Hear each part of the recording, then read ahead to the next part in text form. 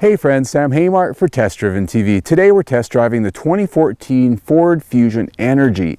Energi means, well, this is a plug-in hybrid. There's a port right over there on the fender. You can plug this one in at night, giving you extra battery capacity. And what that gives you is an electric-only driving mode for 20 to 21 miles. After that's depleted, it goes back to just being a regular hybrid sedan. But what that gives you is excellent fuel economy to go along with these good looks. So, let's take a drive.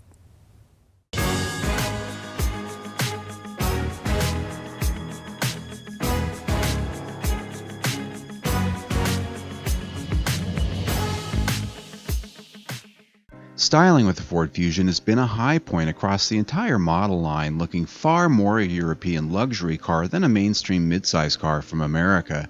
Many opine that it looks like an Aston Martin. Not a bad thing at all. And with the plug-in hybrid model, Ford didn't overdo the theme with a lot of unique trims to differentiate it. Up front, a key indicator is this charging port, which lights up in a blue LED ring when you get out, indicating the level of charge you have left on your battery. Unlike many hybrid and green cars, Ford retains a prominent exhaust tip out back at the rear fascia, giving the Fusion Energi a look much more identical to the mainstream models. Hybrid emblems are really the only other indicator you have stepped up to this model.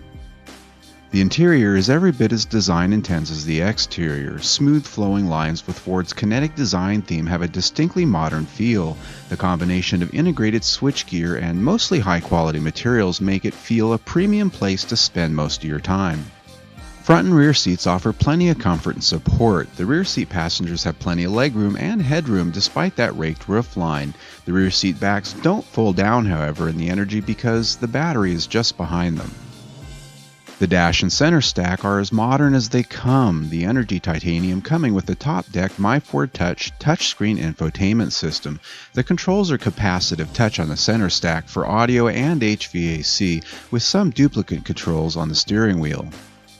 In either case, you must flip through menus to operate most audio, advanced HVAC, and navigation functions to get things set where you want them.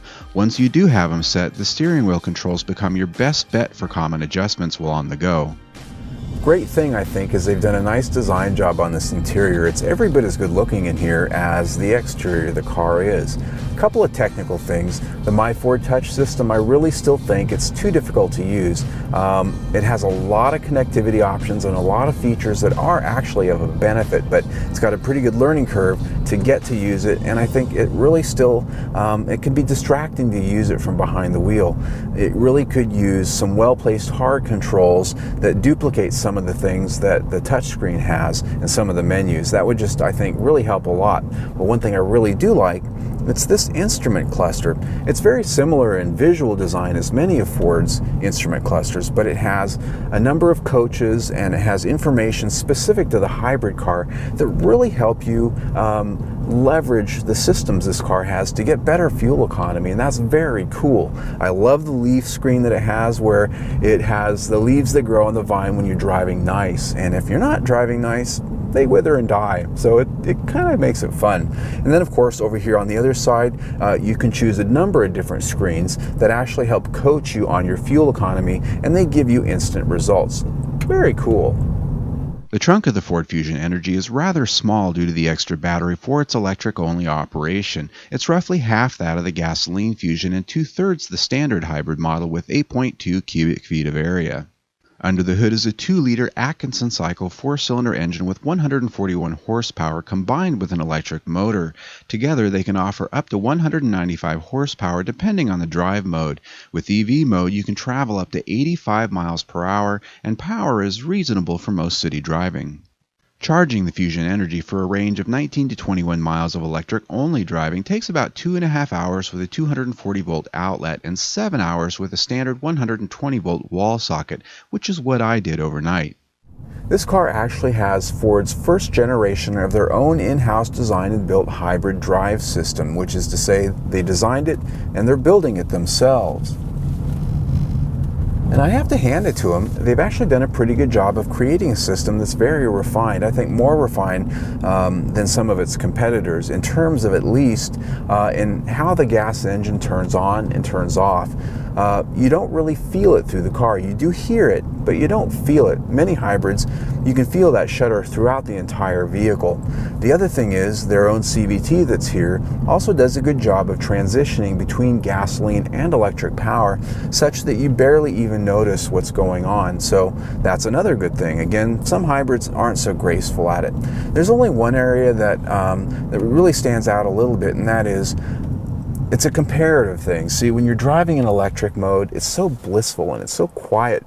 You get lulled into this false sense of heavenly driving, but when that gas engine comes on, it can be a little bit harsh at times.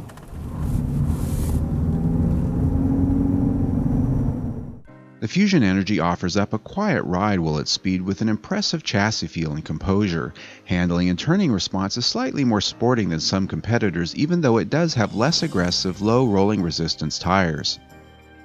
The IIHS rates the 2014 Ford Fusion as a top safety pick plus. This is because it achieved the required acceptable rating for the small overlap crash test and good ratings on all the other tests. Additionally, crash prevention technology is an available option, which is a requirement for the top safety pick plus status. Well, how did we do this week? I achieved 62 miles to the gallon combined on our tank of fuel. Now, how I did that was we plugged it in every night. So that way when I started in the morning, I had that 21 miles of electric range. And I also chose when I used the electric power. And that is to say, there's a button on the console that allows you to just set it in auto. It'll just run the electric through until it's gone. Then you can just go into hybrid mode. But what I did was when I'm on the freeway, I put it in hybrid mode and I save that electric only power for when I was in the city. And that's simply because the freeway really uses the electric mode up pretty quickly, whereas in the city, you get the regenerative braking from stopping and going, and you can actually make that range last a little bit longer. So that was sort of how I got there. And with about a 40 to 60 mile drive that I have each day, that gave me almost about a third of my entire driving fully on electric power, which is pretty neat. And you know what? That's really the benefit of a plug-in hybrid. If your driving during the course of the day is 20 or 30 miles, you can really leverage the benefit of that electric only power. And really, you could potentially get your gas mileage up well over 100. So that's pretty good. Now, how do we score it for the week? Look at all the areas here where we scored this car. I was pretty happy with it. There were a few areas. The My Ford Touch has a bit of a learning curve, and I really still think it could be a bit more simple. The powertrain generally works exceptionally well. That 4-cylinder is at times a bit coarse, but overall, it still came out very well at 4.5 stars for the week. I'm Sam Haymar for Test Driven TV. I hope you enjoyed the ride.